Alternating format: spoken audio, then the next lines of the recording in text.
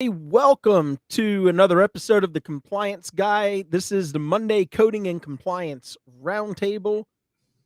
Can't tell you how excited I am to be back with some of my favorite folks. We're missing one bonehead right now, but I'm sure he'll be joining here any moment now. And yes, I did call him a bonehead, but he's my bonehead.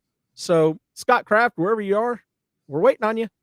All right. So, to each and every single one of y'all out there in the world of the interwebs, thank you for tuning in, logging on, and hanging out with me and my friends for just a little while as we get an opportunity to talk about all things coding and compliance. And we have no shortage of issues or topics to discuss today.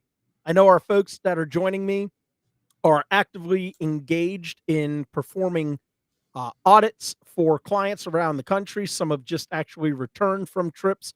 I'm getting ready to go out on one tomorrow. So lots of things for us to talk about. I posted in the, I posted today what some of the topics were that we're going to be talking about. And with that said, let me go ahead and introduce our guests. In the top left-hand corner is Mr. Paul Spencer. He's a senior compliance auditor with Doctors Management. In the top right-hand corner is Miss Terry Fletcher. She is the number one fangirl of the Compliance Guy, as you can see. She is a well-respected, well-recognized coding guru, auditing guru. In the bottom left-hand corner, I have Christine Hall joining us as well. She is another tremendous asset to the program, another well-respected coding and auditing guru. And then finally, in the bottom right-hand corner, Stephanie Allard, senior compliance auditor with Doctors Management. And again, Paul and Stephanie are two highly regarded, well-respected national auditors, compliance gurus. So, folks, welcome. It's great to have all of you here. Thank you so much for hanging out with me and our viewers and listeners for just a little while. We got a great show to put on for everybody.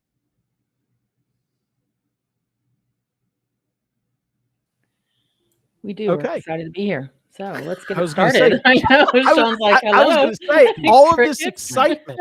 Geez, nobody Crickets. has anything to say whatsoever. So You joined for 5 seconds of dead air. Congratulations. Congratulations. Yeah, really. we'll have to cut that out.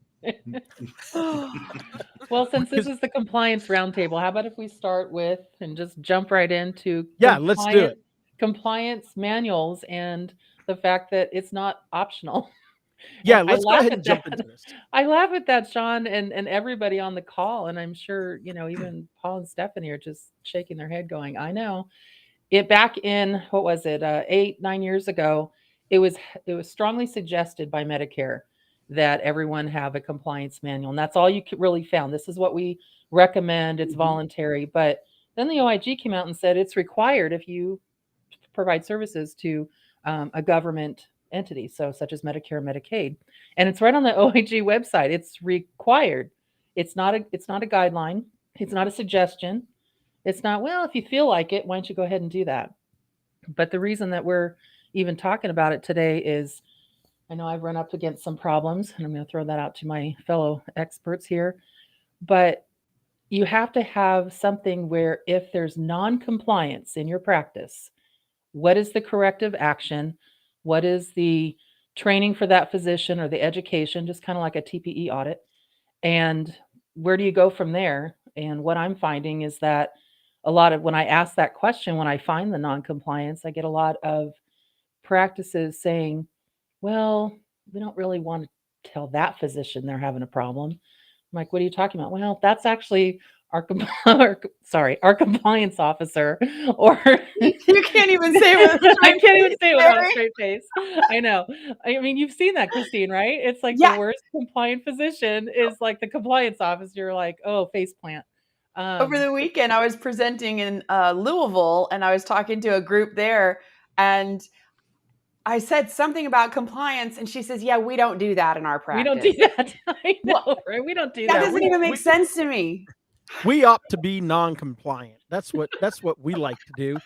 But yeah let's go ahead and talk about this, right? So under ACA, everybody's favorite law, You need to under say the what that is. Affordable, Not it's everybody actually knows. the act. It's Yeah. under the Affordable Care Act. Okay.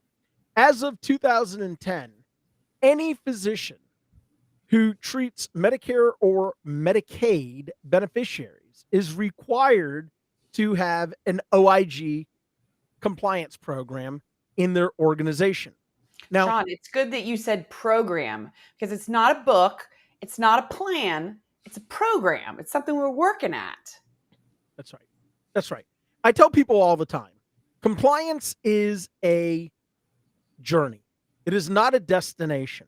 You can't pretend you're on a cruise ship in the middle of the Caribbean and you're going to sail into, St. John or St. Kitts and drop an anchor and be like, we've arrived. It doesn't work that way. Compliance is a journey, because as soon as you feel like you have things figured out, the rules change. And, get ready on Thursday. I have a great podcast coming out with Jenna Godlewski and Alice Harris of Nexon Pruitt for the healthcare law team. And we're actually going to be talking about the 2022 CMS framework. And in that framework, it actually talks about the increase in government regulatory action, whether it's new guidance or revised guidance. And it's going to be interesting to see, because remember, this is something under the Biden administration. It's going to be interesting to see if he can get things, if there's a shift in Congress, right? So if the Republicans take control of the House and the Senate, it's going to be very interesting to see how much of the agenda that exists right now, how much of that is actually going to get pushed through, how much of that will survive, how much of that will be taken to a vote on the floor versus how much of it will be Biden having to use executive orders to get things done. And I equate that to what's going on in women's health right now with the overturning of Roe v. Wade. Now, this is not a conversation about Roe v. Wade. So whatever your political thoughts are on that, I don't care. But what we are seeing are executive orders coming out from the Biden White House, making certain that women have certain protections, certain health care, things that they want to make sure women have access to proper care for themselves. So it's going to be very interesting for us to see how this thing plays out. So getting back to compliance, and one of the things that Terry brought up was corrective action plans. Corrective action plans are absolutely critical because, again, you cannot submit a voluntary refund to an insurance company, specifically Medicare. But now I'm seeing it with Aetna, United Healthcare, Blue Cross Blue Shield. They will not accept your voluntary refund unless you also submit to them a corrective action plan. And a corrective action plan isn't just a document that you create and do nothing with. It is something that you have to work towards. It is something that you have to audit. You have to monitor. You have to stay on top of. So let me pause because I want to let the rest of our panel have this conversation with regard to what are some of the things, Paul, Stephanie, Scott, Christine, Terry, what are some of the things that you have seen through the auditing services that you're providing to clients that are resulting in the creation of corrective action plans? Well, let me start because I have something and then I'll put it out because I'd like to see what people are doing for this. So here's one that I actually sent to Christine and Sean today.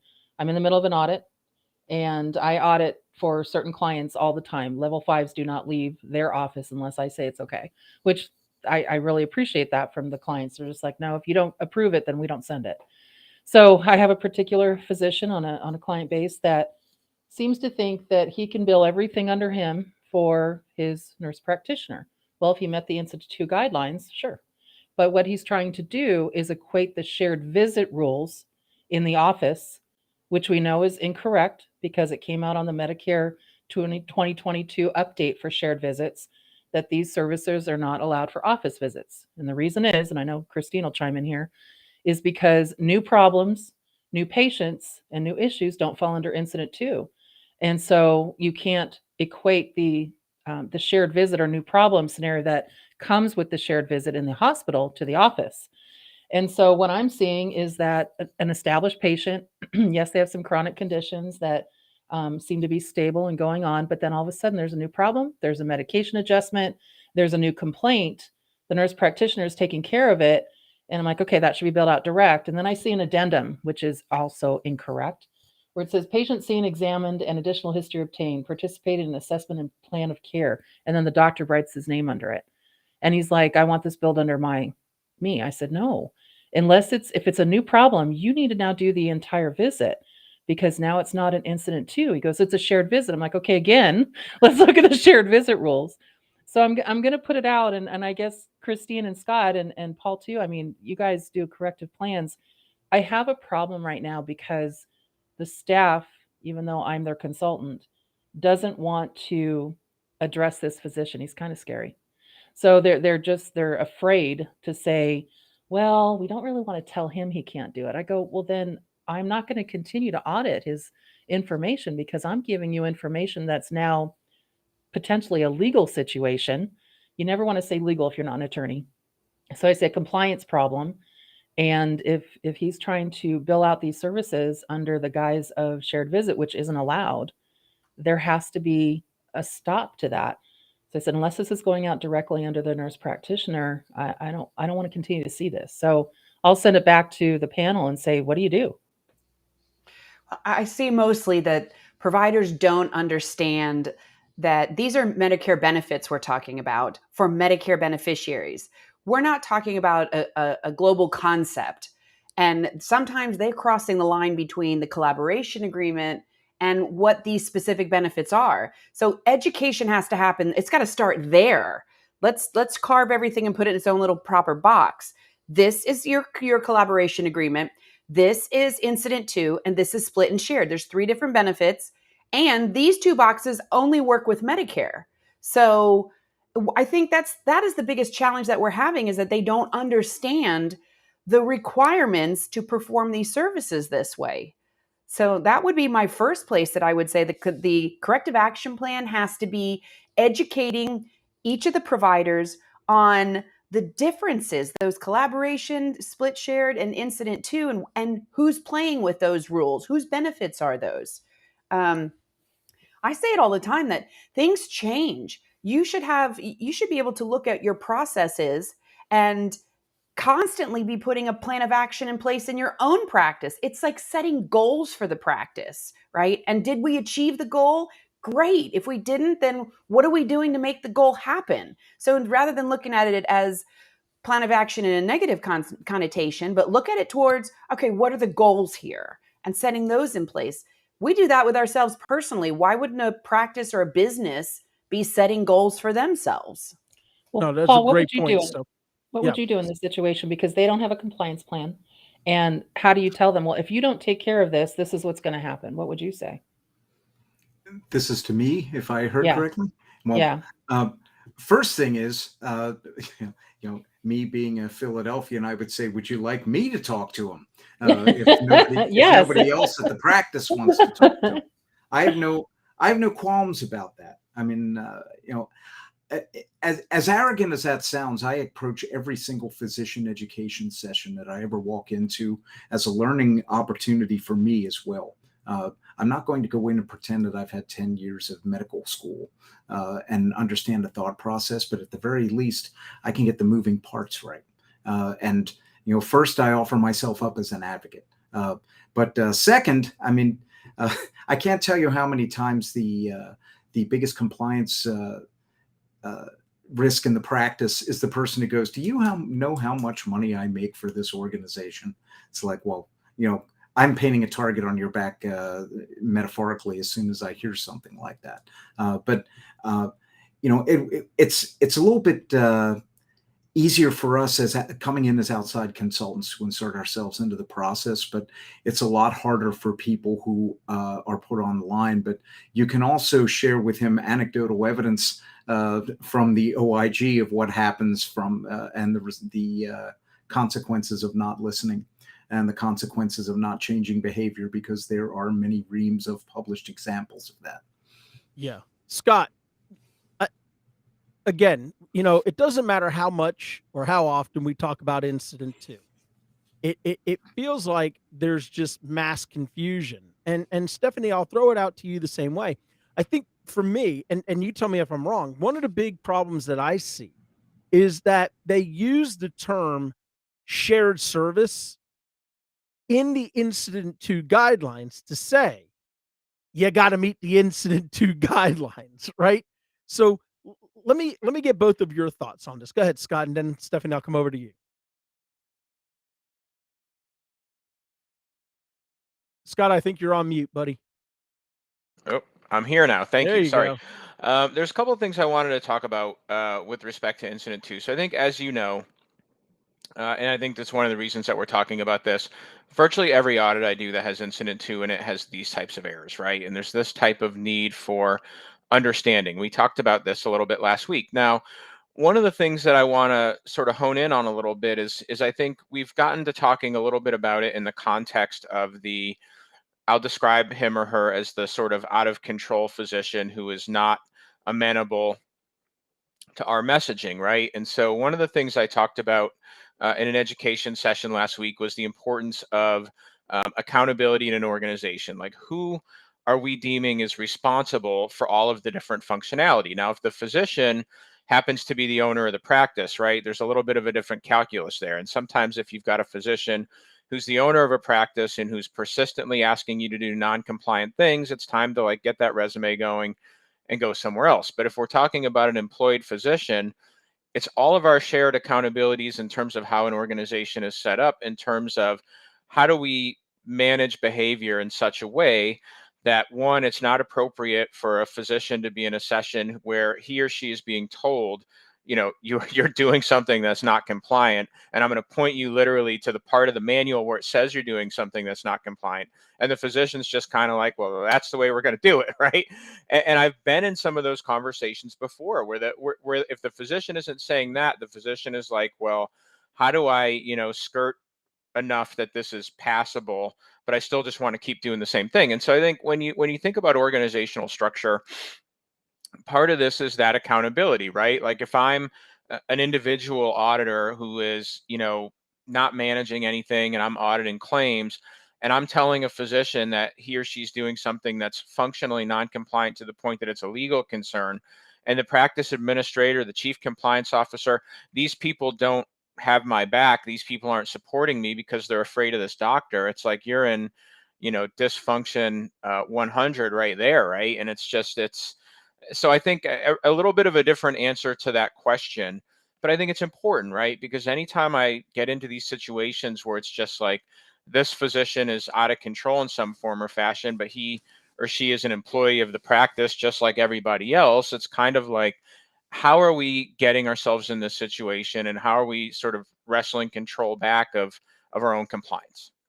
So I want to share something. I thought this was actually kind of an interesting comment. Now, our folks on LinkedIn don't get to see this because this is coming from our YouTube channel.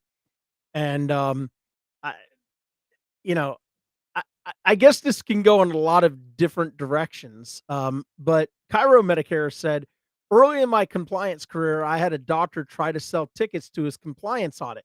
Now, I, I was thinking about this, and that's why it's taken me a little while to put this one up on the screen, because I actually think there's some genius to this. I really do.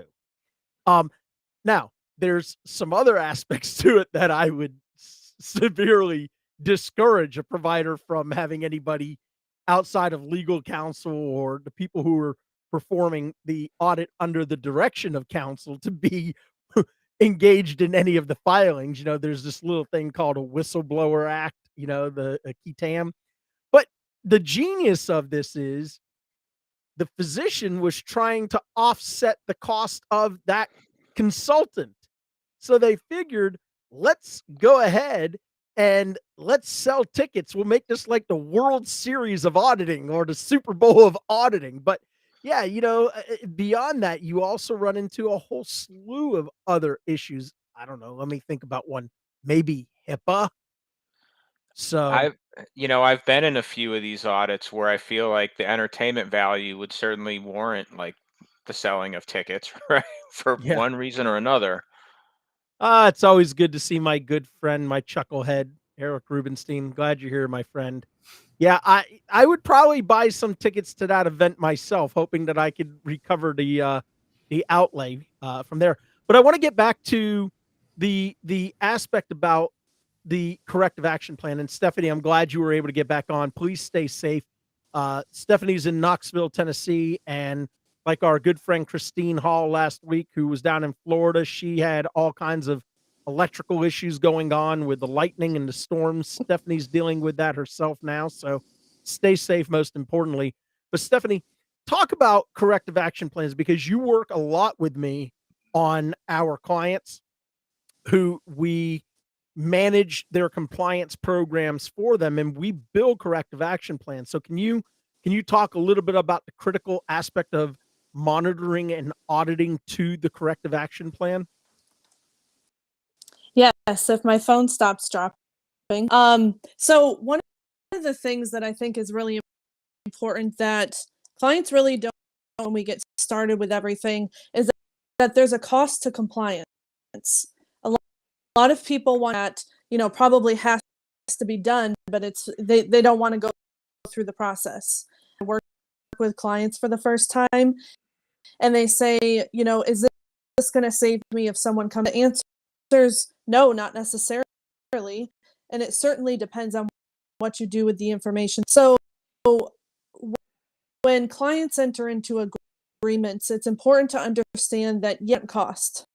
But then what happens after that when you find a big problem? Sean and I's, sometimes it turns into a situation where a service that they're rendering at all. Last week we were talking about a client who's doing something that's experimental. Who knows yet how many providers are using it? Not reimbursable. Now we need to look at a refund situation. So there's got to be a stopgap there.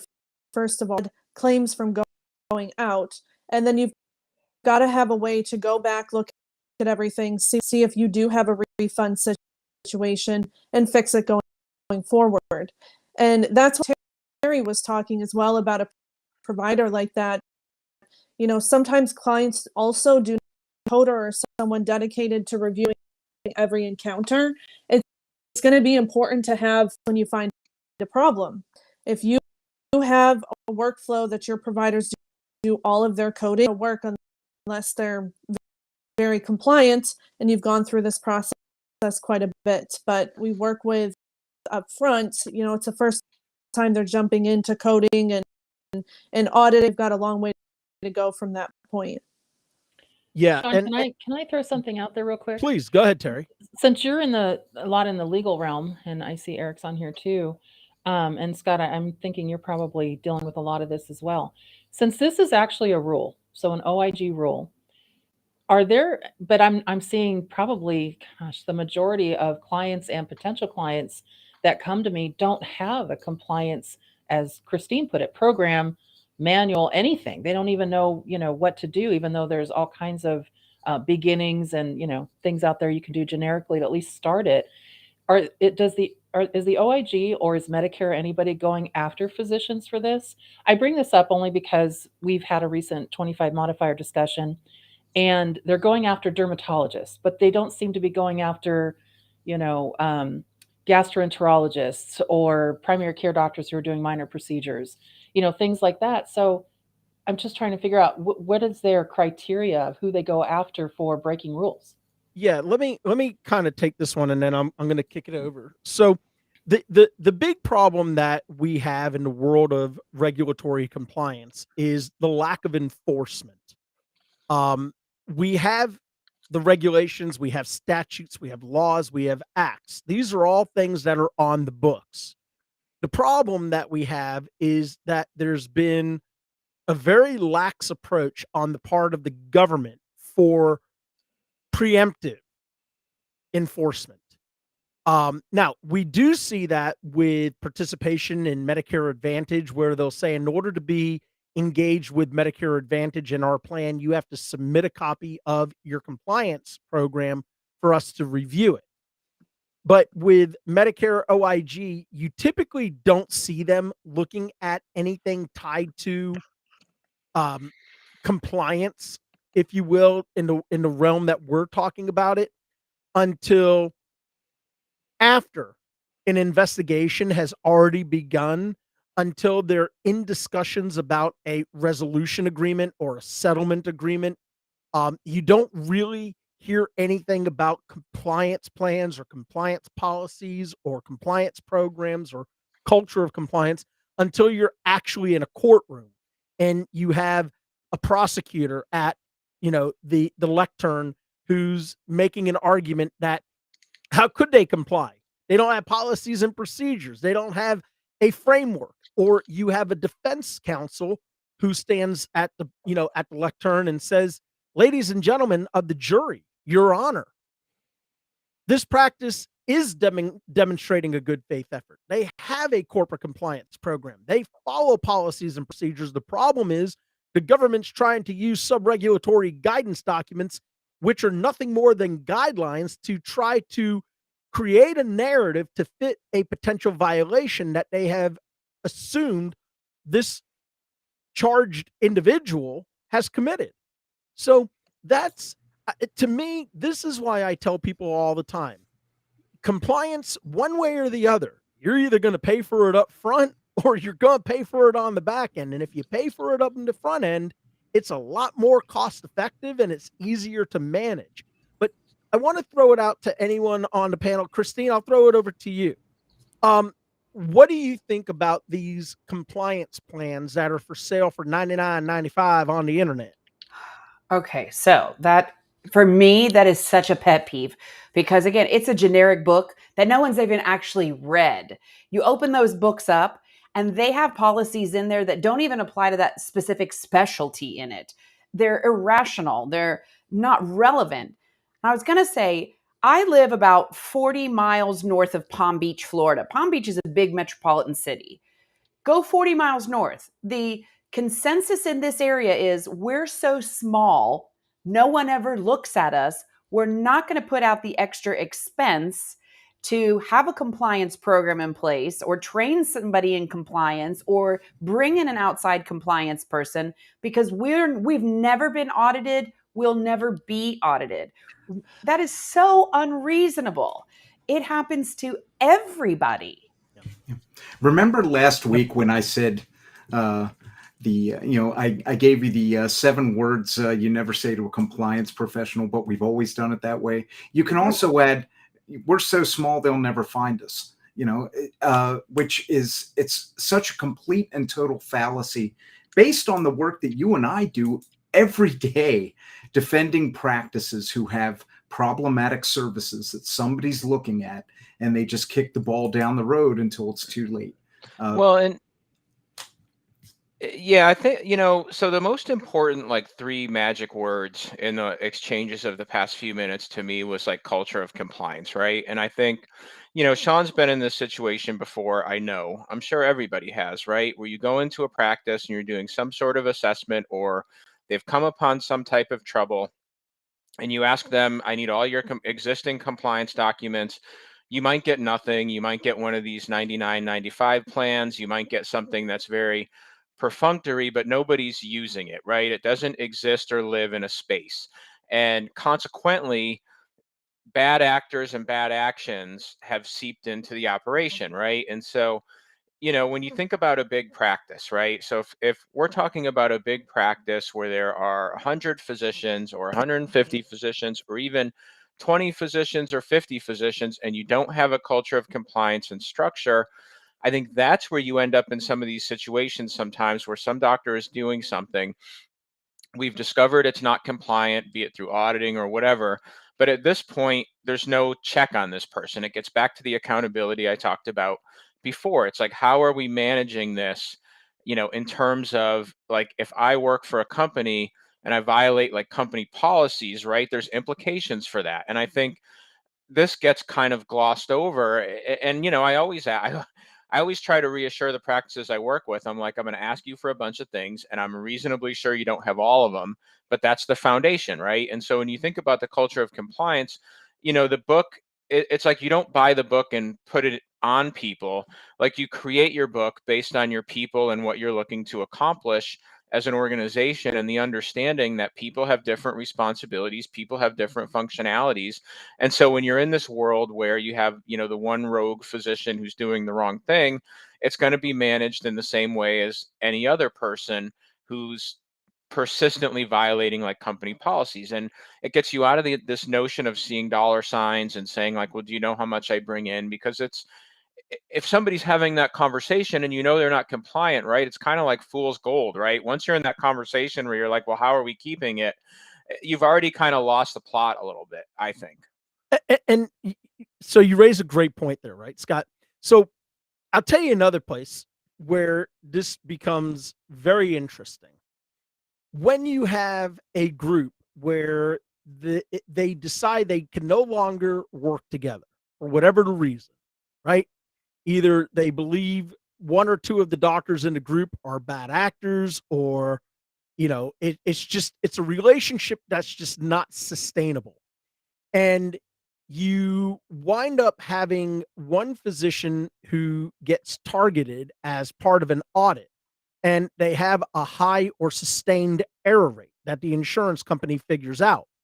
And what do you think the next logical thought process of that SIU investigator is going to be, or from the SMRC, or from the, the MRAC, or for the UPIC, if they're conducting an investigation?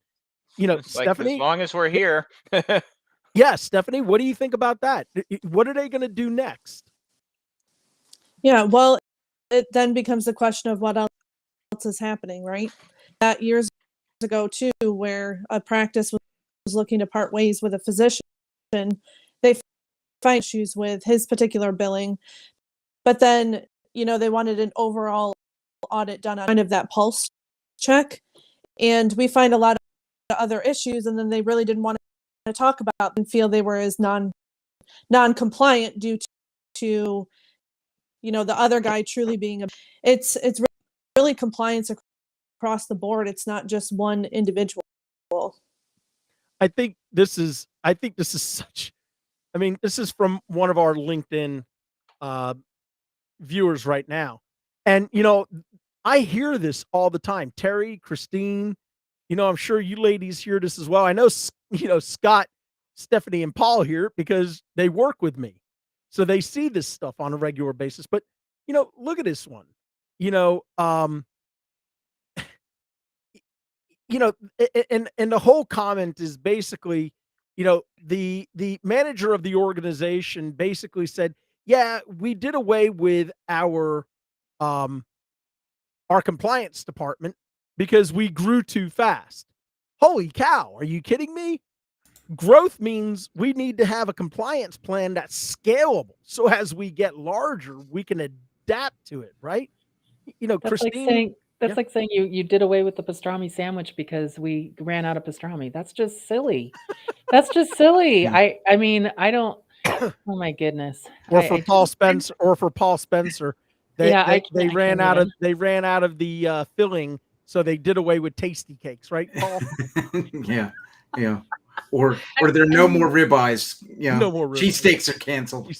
I mean, bottom line, what do you tell practices? I mean, obviously, we want them to be proactive. We want them to be, secure. I mean, we're here to give information to hopefully get practices, providers, even if you're a hospital listening in, advice on how to be compliant. I mean, compliance guide, compliance roundtable.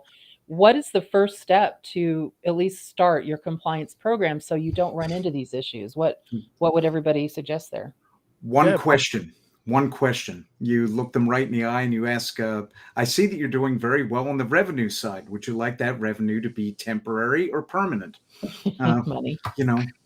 I often, because the problem with compliance, just the word compliance and having a compliance plan and having a compliance team, is that at the end of the day, it tends to be a $0 benefit from a budgetary standpoint. And Well, that's and- Zero sub and- game. Yeah, but if you can say to them, well, this is what carriers are doing to take that money back that's already been reinvested in your practice, and it's not like you have $200,000 sitting around in a golden safe in the middle of your practice.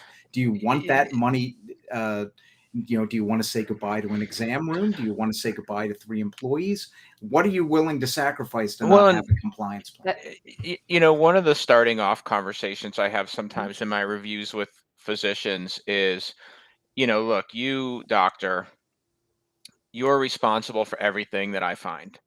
When we start looking at claims and things like that, because, a lot of times we do these reviews and you hear things like, well, so-and-so, that's that person's responsibility. And I say, look, when you go to like the closing of a house, right? Like once you sign that paperwork, if there's bats in the walls or whatever there is, like you own it, right? That's why you do inspections. That's why you do all this work. And I think what we find is I try to start there and then build back to this notion that, part of compliance is figuring out how and who you want to be responsible for the different steps of compliance. How are you holding them accountable for their work so that when questions come up, right, it's not about having some extraordinarily large compliance book. It's just about if there's mistakes being made in this organization, how are we correcting it, starting with, who's the person in our structure that's supposed to be doing it right? And it's not like, let's run and fire this person, but it's making sure that as policies change, somebody's responsible for understanding how they may impact the coding and billing of this individual provider. How do we understand as claims go out the door? How are they being validated? How do we understand what our risk spots are? Because the doctor at the end of the day, it's like I did a webinar last week for NAMUS, and I said, look, in the eyes of the payer, the doctor bears responsibility for everything that's on a claim and everything that's in the documentation. So they may try to pawn that off to other people. But the question is, when you think about keeping money, right? It's not so much, and I'll loop back for a second to the rogue doctor in a big practice. Yeah, the practice may end up getting, thoroughly investigated, but a lot of these big practices will be like, well, we didn't know what that guy was doing. We tried to tell him to do things the right way. He signed this thing that said he was going to be compliant, and now he's not. So nail him to the wall, right? Listen, So How does that Yeah. work, Scott? How does that work when that happens? You got the one rogue doctor and yet the practice is saying, well, we didn't know, or even though they do, they I'll do. well, give now you- now yeah, you go are ahead. testing the culture of compliance, right? Now you're just like, it's like an elastic band and you're pulling it as far back as it's going to go, because if they're not addressing it, either because they're afraid of this person or they like the revenue too much, or the partners, as I often hear in practices, the partners will say, well, we're worried about Jim, but Jim makes like 1.8 times as much money as everybody else. Well, now we're going to test it, right? Now we're going to say, well, maybe you're all being lazy and you all could be like Jim, but more likely Jim is maybe causing you some risk. I Well, often ask in a practice, Yeah. how do you know you're doing it right? And they always answer the same way, because we get paid. Yeah. And I say, well, that's almost like saying the patient no longer has signs and symptoms, so they're cured, right? It's absolutely not. Yeah. So, here's a word that people need to know. It's called complicit. If you have a provider in an organization and they're a member of the group, or they're an employee of the group, and you are a physician owner, a physician member, a partner, whatever your structure is, if you are complicit in the act of ensuring that a non-conforming member has gone rogue, it's on the entire organization, folks. There's a memo that was released in 2015. It's called the Yates Memo. YATES. Go look at it. And the title of the memo was Corporate Misbehavior. Well, we know that corporations don't misbehave. It's the CEOs, the COOs, the CFOs, the administrators at the mid levels who are unfortunately sometimes the bad actors. And under the Yates Memo, it talks about a board's responsibility to know. They say you should have known. It is the board's responsibility to be educated. And that's why we talked about this last time. And this is where I'll kind of sum up this one, because we have some really other great topics I want to talk about in the coding arena. This is why you cannot have a paperweight sitting on your desk and you call it a compliance plan. It doesn't work that way. It has to be a living, breathing document. It has to be something that is continuously monitored, continuously evolving, continuously audited, and changes for things. I mean, here's a simple question. How will you ever know if your compliance plan is actually working if you don't audit it? So I'll stop there. I will tell you that I don't remember who it was, Scott, Stephanie, or Paul, but we had a case 2 years ago where there was a group of physicians. One of the physicians was an extremely bad actor, and the group decided, we're done. I don't care how much money this individual makes. They filed an OIG self-disclosure. They went to the medical board in the state, and they hung this guy out like a piñata for a beating. And I will tell you, I have seen it done, because I hear it again and again and again from physicians who really take pride in their coding, who take pride in the compliance of their organization. They say, I'm not going to jail for anybody. I'm not losing my lifestyle for anybody. And if Sean wants to be the bad actor, then Sean's ultimately responsible. And we're seeing more and more behavioral clauses being put into contracts for physicians. Sometimes there's no behavioral clause. And that's the what problem. the practice doesn't realize is that if they go back 6 years, even though that doc left, the practice is still writing the check. They're still covering that bad actor. That's right. That's right. Because in civil matters, the statute of limitations is 6 years. So, all right. I want to move on from this one because, Terry and I, tomorrow on the hashtag Terry Tuesday episode, we're going to be talking about care management, right? We're going to be talking about chronic care management. We're going to be talking about TCM. And one of the things that I know we're going to have an opportunity to discuss is the Code of Federal Regulations with regard to, and Paul, it's really interesting because you brought this up as a topic, with regard to services being provided for either patients who are outside of the United States by physicians in the U.S. or by physicians outside of the U.S. being provided for patients inside the United States. So, Paul, let me go to you first, and then we'll kind of go down the panel and talk through this one. Well, the topic that I brought up for discussion today, I got it from a story that I listened to. It actually came through a business podcast that I listened to with regard to critical access hospitals. Now, we know over the last, 10 to 15 years, we know that most critical access hospitals operate on a financial knife edge. I mean, they just don't have the size or the capacity or the resources to be as profitable as other hospitals based on where they are.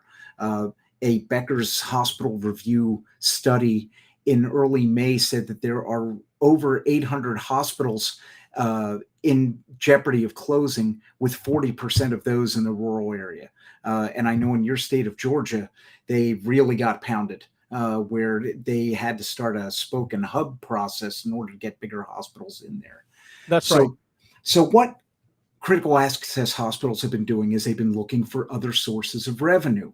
And one area that they have looked into are laboratory services. In other words, providing laboratory services in their critical access hospital for patients who are not there, but are perhaps in other practices, or they are in another state from that critical access hospital. And as you might expect, that has led to some very bad compliance issues, because when you start a service line out of the blue, you're taking a very big risk in saying, okay, I know everything there is to know about this service line, or worse yet, I have a nice little vendor who's come to me at the door saying, hey, you know how you can make money? You can run laboratory services for people out of state.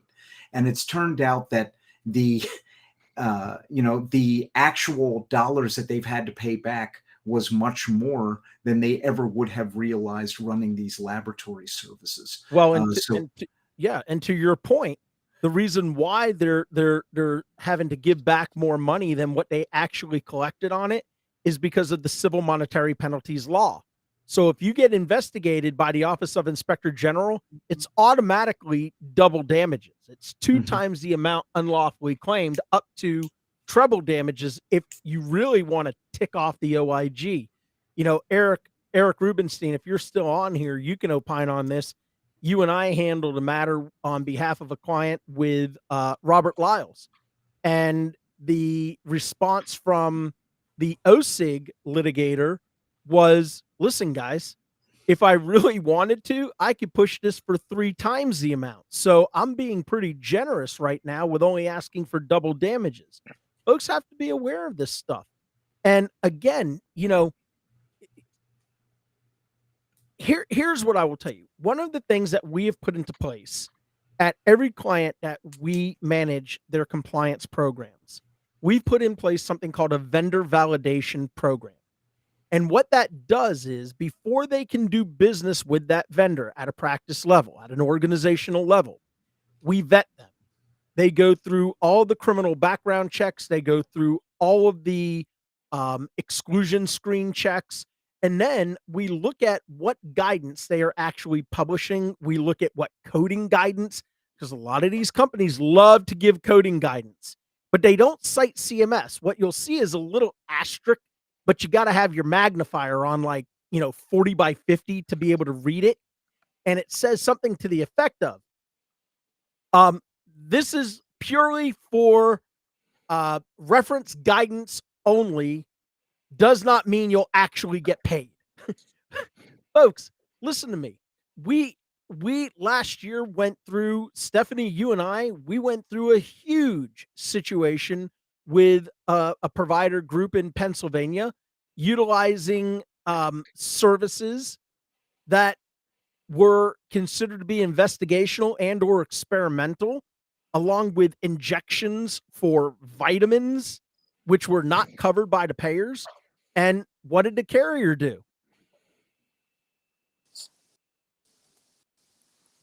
Bad, because the practice actually was set up solely on this service, so to question some things themselves initially, and then in the middle of us helping them through that, started asking questions as well, and that's blown up quite a bit. We're seeing it in where people that bought this specific machine were told by the company to bill a specific billing company knew how to do, which is your red flag. And this was initially built on something that they didn't even have a right to any of the Yeah. And I know we're having some audio trouble with Stephanie, so I'll quickly just restate it for our viewers and listeners. And Stephanie, we're so grateful that you're with us, but stay safe with what's going on up there. This is an organization, and I see this all the time. And Terry and Christine, Scott, Paul, I see this all the time, and I'm guessing y'all do as well. An organization decides that they're going to set up their operation based on a particular service line, and they get sold a bill of goods from this third-party vendor who, oh, by the way, we happen to have a relationship with a national billing company, and they are the quote-unquote experts on how to bill and get paid for the service. And oh yeah, if you get denied, they'll handle your appeals for you because they know how to fight medical necessity in the absence of an LCD. And God bless these providers. They're like, look, with sequestration kicking in, that's 2% of my revenue, 4.5% cut to the potential Medicare, conversion factor for next year. Sean, I've got to find a way to supplement my lost income, and this is an opportunity. Well, the problem is if you buy crap, you should expect crap. I don't know how else to say it. Don't take the word of the vendor, have it vetted. And I'm sorry if there's vendors out there listening to me right now, because there's a lot of really good, honest vendors. There's a lot of really good, honest salespeople that are trying to do the right thing. But as we say all the time, it only takes one to ruin the entire batch. And we've seen this. Paul, go ahead. You were going to say something. Yep. Medical delivery and services are not analogous to a food truck. It's not just something that you can pop up on a corner and say, here we are, we're the vitamin injection food truck. That's not the way it works. Scott, go ahead. No, sorry. I was going to say, I think if to your last point, Sean, if you're a vendor who is offering a legitimate opportunity, then you shouldn't be even a tiny bit worried about your prospective customer shining a light on it or bringing in somebody else to give a third opinion, right? Like, I don't know, I can't speak for the other people on this call, but I tend not to give my best Christmas gifts to like complete strangers, right? So when somebody shows up at your door and they're telling you how much money you're going to make and all you got to do, and everything's tied up in a nice little package, and they can answer any questions or take care of anything else, when things sound too good to be true, they probably are, right? Actually, and so I think This that's has a been real. going. Go ahead, Scott. Sorry. No, I was going to say, I think that's just something to always keep in mind. You always want to make sure you're validating in a manner that you feel comfortable with something that somebody's presenting to you as an opportunity. This Go has ahead, been Christine. going on forever, though. This is something I remember back in the early 90s. And then again, 5 years later, it seems almost like there is this, every few years, there's a new service, a new item that's out there. There's a new something that's popping up that is, again, too good to be true. And everybody's doing it and making money off it. So it's got to be right, Christine. And honestly, it goes along with, that's the way we've always done it. They bring in their new things. I'm getting so tired of hearing about that. Mm-hmm. Have we not learned at this point in time that vendors are out there to make money, and they're going to say whatever it is that they need to say for them to accomplish their goals? Right. Yep. And let me take it a step further. I had just yesterday, I had a company or a physician that just bought a lab, genetic testing center. And he said, me and my partner went in on it, and I'm coming to you because I see you on LinkedIn and I know you know a lot about a lot. So do you do anything with genetic testing? I don't. I said, but I have somebody I can refer you to. And I know that they also have billers who are very versed in this. And he said, oh, I kind of know who that is, but I think they want 9%. And I'm like, okay, you get what you pay for. He goes, well, I appreciate the referral, but I think I'm going to keep looking. I'm like, okay. So then I get, this was in a 24-hour period. I get another direct message on LinkedIn and an email from a company that was from India. And I'm not picking on anybody from India. Well, yes, I am. Right now I am. And basically it was an offshore company, a billing company. And they said, by the way, do you do genetic testing billing? Because we just obtained this client. We told them we did it. We don't. And we need to see if we can get some information on how to do it. And I responded back. I said, why did you tell them that you knew what you were doing? And they said, well, we wanted the client. I said, just out of curiosity, how much do you charge for your claims? 2%. So the vendor, not only with the new technology, with the new things that are happening, I'm also seeing some erroneous stuff with shockwave lithotripsy too. There's all kinds of stuff going on there. You have to be careful on who you trust your claim submission to, because just because somebody says they have experience in something, check them out. Find out if they actually do. You don't think people check us out? Oh my gosh, they do. So you need to make sure, if you're looking for somebody that has expertise in submitting your claims, that you don't go with the cheapest. You don't go with the first one that says, pick me.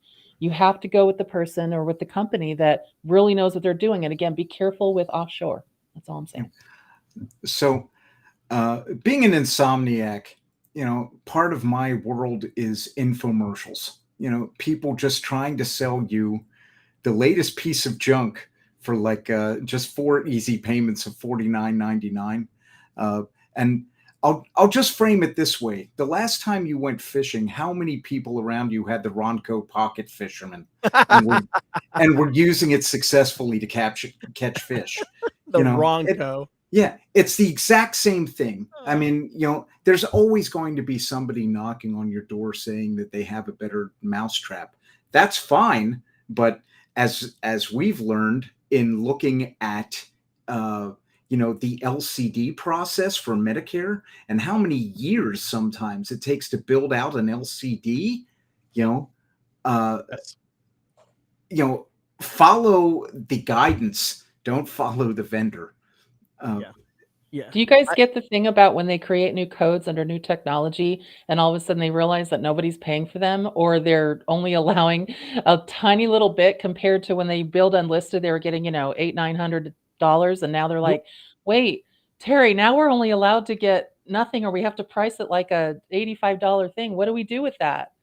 Well, it's the same thing with Q codes. I mean, so listen, and thank you for bringing up Ronco. It has been a long time since I've seen a Ronco infomercial, and I'll be very honest with you. My wife, anytime that I have to go into the hospital for anything, my wife has gotten very wise. She takes my phone and my computer. Well, number one, she doesn't want me to go to the hospital anymore with a computer, but I literally had times where I had ordered this. Oh God, I gotta see if I can find it. I bought like 4 of them, and I have no clue as to why I even bought one. But it's like this convection oven, and you can take it when you go on camping trips. The problem is I don't camp, but yet I have 4 of these convection heaters. And I just remember, I guess it was like 3 in the morning, and I had probably just gotten my next dose of whatever feel good stuff they put me on. And I was like, I need that. We call them post-op purchases. Post-op I'm not purchases. allowed to have any electronics post-surgery either. Absolutely. All right. The last of the issues, and I think we saved the best for last. And I know, Stephanie, you're having a lot of audio, and I appreciate you hanging out with us. So we'll see how your audio is on this one, and if it's good, we'll run right through it. And if not, I'll let the rest of the panel jump in on this one. But evaluation and management services as part of the preoperative visit, when the surgeon and physician are part of the same exact group. So, Stephanie, go ahead and jump in on this one. Let's see, how far we can get with this one. And then Christine, Scott, Paul, Terry, if any of you guys can jump in, that would be great. Okay. Wave at me if the audio's bad. A couple of different scenarios I've come across recently with preoperative services, the evaluation on the same day as the procedure. So a lot of times what happens when I meet with them, them are aware of the global periods and try to think in terms of, okay, is this 24 hours? Some are not aware of global periods at all, and they're just thinking clinically. The scenario that I have is a client that is focusing on the fact that they have to go through their clinical perspective to make sure that the patient's appropriate to even go through with the procedure. A lot of times what they don't realize is that even if something is needed from a clinical, does not mean that it works out on the billing side. So to me, that's more compliance and audit and even coders, hopefully, that's not billable if it's on the same day. The other scenario that I have right now is when the practice employs mid-level physician assistants, usually to round with patients either, or even in the practice, they'll bring the patient in 2 weeks after they decided. The visit is 100% for preoperative clearance and exam, but yet that one is a little more tricky because we're not within the 24 hours of what they're missing is that we don't have the base of medical necessity to move forward with billing that. One thing that I thought would be good to bounce around today too is to talk about the situation 0 day global periods. Because if we look at services, for example, that are 90 days to the fee schedule, the pre-service work, intra-operative, and post-operative, global, we don't necessarily have it all broken out on the fee schedule like that, but not have that base of medical necessity. Yeah. So let's go ahead and unpack this. Thanks, Stephanie. I appreciate it. So, Christine, why don't you go ahead and kick us off on this one, and let's start off talking about the medical necessity aspect, and then Scott and Paul, I want to go to you guys, and then Terry, I want you to kind of, finish this round out for us. Go ahead. Stephanie, you said something that resonates so much with me that I talk to practices all the time. Medical necessity and facility policy or best practice is not always synonymous, because the facility wants the patient to have that chest x-ray. That doesn't mean that chest x-ray is medically necessary. That's their policy. That's their risk management policy, not necessarily. The patient doesn't necessarily need a chest x-ray. If it's a young person, no histories of, how are you justifying that? So there's a lot of those that we border that line of what's medically appropriate and medically necessary. Again, sometimes they do need to come in and have that additional clearance, but we're already in that global package time. So it's good medicine. Good medicine is still good medicine. You may not always get paid extra for those things that you feel are good medicine for your patient. Down here in South Florida, dermatology all the time. I know this is just a hair off, but the dermatologists want to do the skin cancer screenings on their patients. Again, good medicine, not medically necessary. It's not one of the U.S. Preventive Task Force things. It's a hard to explain that to those providers, that just because you think it's in the patient's best interest, that the payer needs to cover that, payer needs to take care of it. Just because you haven't seen the patient in 2.5 years and they're coming in for a splinter doesn't mean you need to do a whole full head-to-toe exam on the patient, full examination, and bill the insurance company for it. It's a splinter, folks. Pull it out. Put a Band-Aid on it. So I think, I know that's a little bit off from what we're talking, but clinically relevant, good for medicine versus medical necessity and payment policies, very different. No, I think that's a great explanation. So, Scott or Paul, do you guys want to take the aspect that Stephanie started talking about, which was the evaluation and management service as part of the preoperative portion when it's done by a surgeon and physician in the same group? Well, I'll jump in. I was deferring to Scott, but usually, we kind of all know the E&M rules. So, the biggest problem here is that a decision for surgery has been made, but it's not a decision for surgery that is made in the day prior to the procedure, or even the same day as a procedure. This decision for surgery, it's usually an elective procedure of some kind, and it's being made maybe a week or two prior, and then they're bringing the patient in maybe a day before, or they're doing a workup that day. And in some cases, you're dealing with the administrative need of the facility where the procedure is going to be made to have some kind of admitting document that shows exactly why that patient is coming to their facility. And so there's another E&M that they're trying to bill within that window. And global rules are fairly clear. If it's the day before, day of, and a separate E&M is not billable, the only time that you're going to be able to bill something like that is based on patient presentation the day of the surgery. If they're unstable and the surgery is canceled, then you can bill an E&M service there, as an evaluation that points to it, and based on documentation that drives the level. Orthopedics loves this for some reason. They use that interim E&M service right before an elective procedure and try to bill it additionally after a medical decision for surgery has been made. Yeah, and I would say, I definitely hear you when you talk about orthopedics, and I don't know why either. I mean, I've seen situations where the surgeons are having their own PAs and NPs do these pre-ops, and I'm sort of looking for language sitting within the note that makes it clear that the surgical decision has already been made. And if the surgical decision has already been made, then it's like, well, why are we doing this right now? And I don't care whether it happens the day of or the day before or a week before. I'm still asking that same question because within the guidelines for the global period, they specifically include that preoperative workup, even when it's divorced from the calendar, so to speak, right? And so to me, I think of it the same way. Like when the patient's getting sent to another physician within the same group, it's like, why is this happening?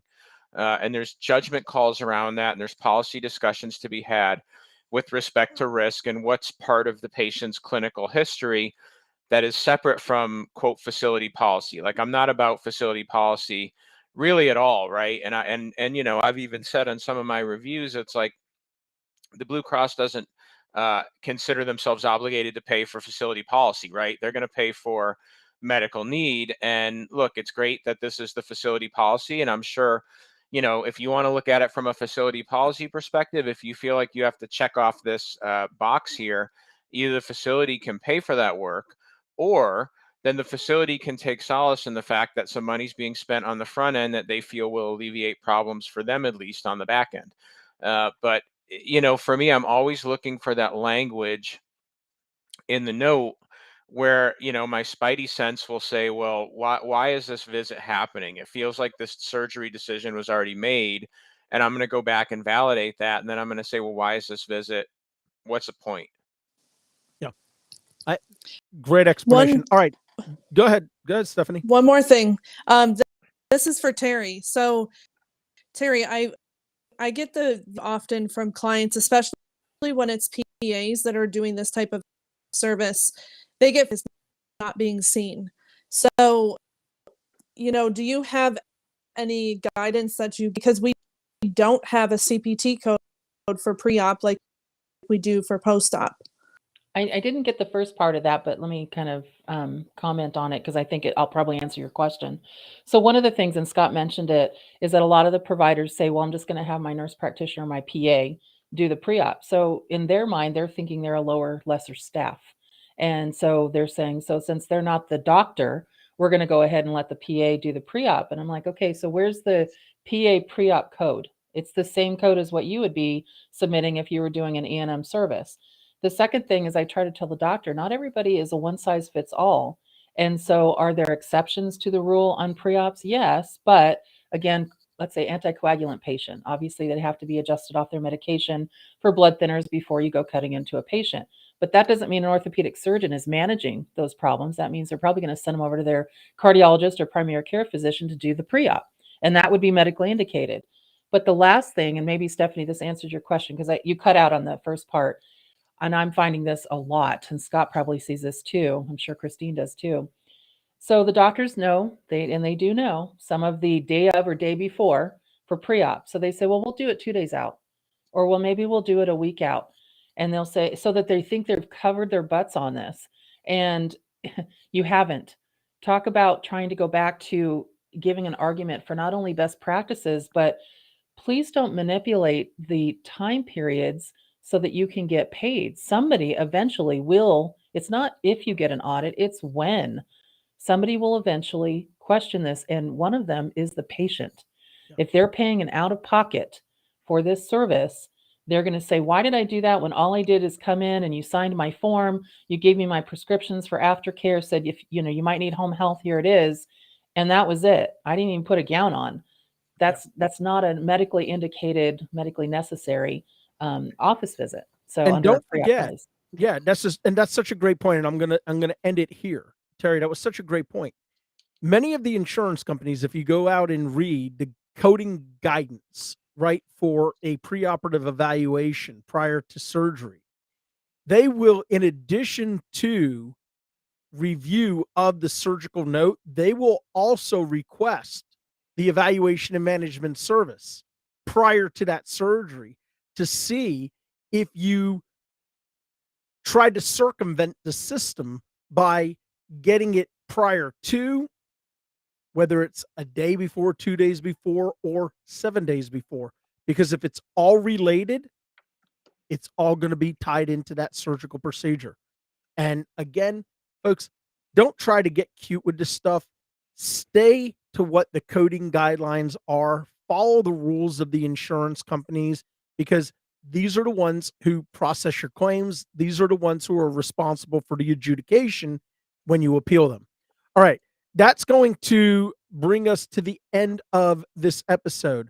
There were, and I'm seeing our panel kind of shooting some messages back and forth. And I'm glad you are, because I think, talking about additional procedures on day 11, talking about suture removal post global, I think we're going to add that to our next, I think we're going to add that on to our next roundtable. Now, there's a conversation that I wanted to have today, but my good friend Terry talked me off of the ledge, and I'm glad she did, but I'm resenting it a little bit. But we're still friends, Terry, and I appreciate it. But we are going to have this conversation in the next week or two. As painful as it is, after something happened, it just reconfirms that there needs to be more and more education on this particular topic. I'm not going to give it away, but we will talk about it on the next Coding and Compliance panel. All right, that's going to bring us to the end of this episode. I know we went about 10 minutes past where we normally do, but guess what? We started about 2 minutes later than we normally do. So, we're -8 minutes, something like that, whatever it is. So, I'm not good with math. Here's the deal. Thank you all so much, as always, for tuning in, logging on, and hanging out with us. We greatly appreciate each and every single one of you. We're going to work on getting our agenda together for our very next Monday Coding and Compliance Roundtable. If you have any suggestions, if you have any topics that y'all are struggling with, direct message me, direct message any one of our panel members, and we will make sure that we address those for you on upcoming episodes. Again, as always, thanks to each and every single one of my panel members. You guys are awesome. I couldn't find another group of people that I'd rather be doing this with until one of y'all drops off and then somebody else comes on and takes your place. And then I'll say, I couldn't find somebody else I'd rather be doing this with. But listen, until tomorrow when Terry and I do our #Terry episode, be good to yourself, but more importantly, remember, be good to each other. Take care.